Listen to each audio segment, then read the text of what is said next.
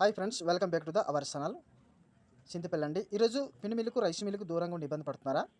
మీరు పండించిన ధాన్యం రైస్గా మార్చాలనుకుంటున్నారా? ఆడించిన బియ్యం మార్కెట్లో అమ్మి లాభం పొందాలనుకుంటున్నారా? కూలి కొరత తగ్గించే లాభం పెంచే యంత్రాలను మీరు కొనుక్కోవాలనుకుంటున్నారా? అయితే సార్ రైస్ మిల్ మీకోసమండి. ఒకవైపు రైస్ మిల్లు, మరొకవైపు పిండి మిల్లు కలిగి ఉంటుంది. ఈ మిల్ వచ్చేసి ట్రెచ్ మోటార్ వైరింగ్ కలిగి ఉంటుంది. సింగిల్ ఫేస్ కరెంట్ అనగా మన ఇంటికలతో ఆడించుకోవచ్చు.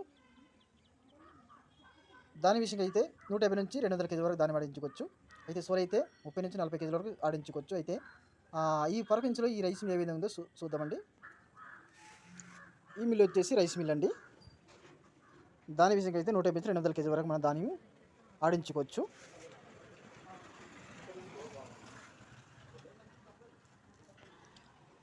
కనిపిస్తుంది కదండి, ఇది వచ్చేసి మనకు పిండి మిల్ అండి. డ్రమ్ కలిగి ఉంటుంది. మనం ఇక్కడ పొడి పిండి వేసుకోవచ్చు. వేసిన తర్వాత డ్రమ్లోకి వస్తుంది.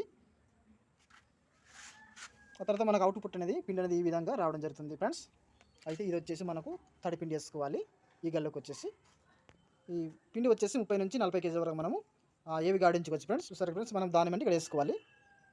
వేసుకున్న తర్వాత రైస్ మిల్ వర్క్ షాప్ నుండి మనకి ఇలాగ టోరేజ్ అనేది వస్తుంది. పాలిస్టర్ డిసార్కిన్ వరకు రైస్ అనేది వస్తుంది. అయితే ఫ్రెండ్స్, మన ఇది వచ్చేసి అవుట్లెట్ ప్లేట్ అని తవుడు అనేది ఇలా రావడం జరుగుతుంది ఫ్రెండ్స్.